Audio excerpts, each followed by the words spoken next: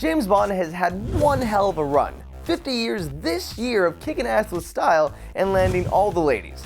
And with that milestone, Activision gives us 007 Legends, a Bond game that will take us through some of the greatest moments, which gives us the chance to see what it would have been like to have a license to kill in some of our favorite Bond movies. The question is, will this game be a Pierce Brosnan of the 007 scale or a George Lazenby? Let's find out.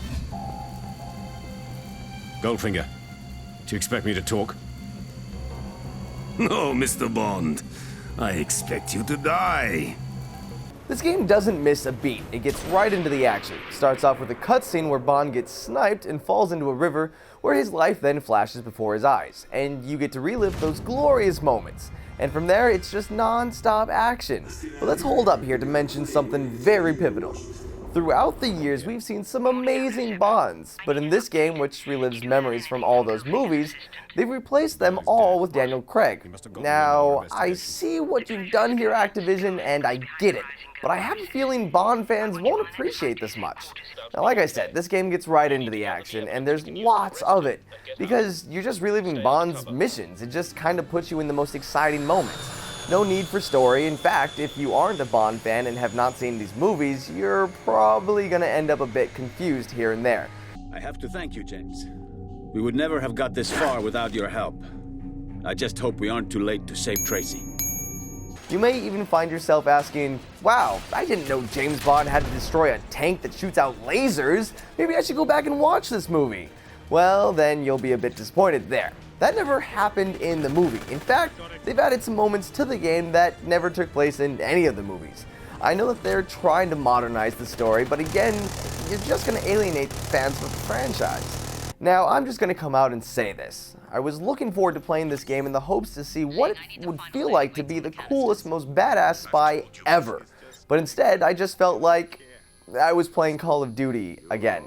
Just a clunkier version of it. Controls were exactly the same, and it was just all-out action and shooting, which normally shouldn't be a bad thing. Even the gadgets were a letdown. In fact, there were hardly any. You had a few, but they were only for mini-puzzles, hardly anything exciting. Legends wasn't all guns a-blazing though. It did have a stealth aspect. Now, I love a good stealth game, but this was killing me, literally. It was impossible to pinpoint where the enemy was looking, and you couldn't move bodies after you took someone out. So let's say you do dispatch an enemy without causing any alarm. Well, when his buddy walks by, you've got all guards' attention and looking for you. It was easier just to run in there and punch everyone in the throat.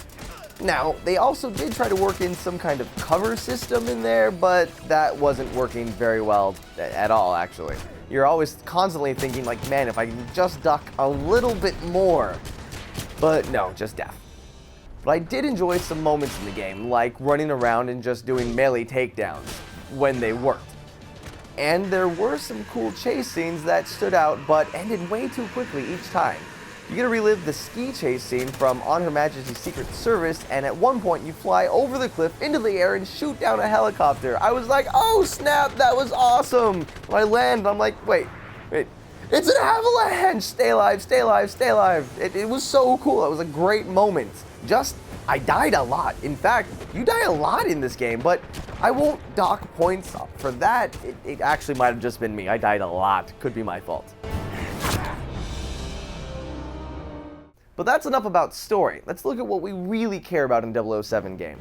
Multiplayer. Will we actually get the greatness that was GoldenEye now today? Want to know what it was like? Let me sum it up for you in 3 words. Call of Duty. Now, I'm not just trying to kick this game when it's down, but it really was just a clunky clone of a COD game. From loadouts to the level up system to challenges and upgrades. Now, I will admit, I only did really get a chance to play team matches when there are so many other cool modes that could be played. Just when I wanted to try these other modes, this happened. A lot. Just sitting here.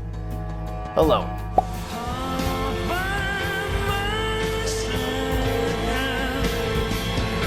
Now, I guess people just really want to play Team Deathmatch, because that was the only place I can find anyone. So again, I'm not going to take points away from the game on this, it's really just taking away points from the gamers. Activision spent a lot of time putting these other modes into play, and everyone just wants to play what they're used to, Team Deathmatch.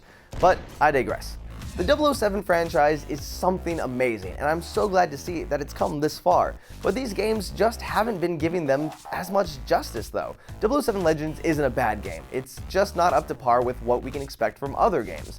Almost felt like a way to just make money off of the title. But I will admit that a fan of the franchise will enjoy the game and they'll want to play through the story mode, maybe even twice.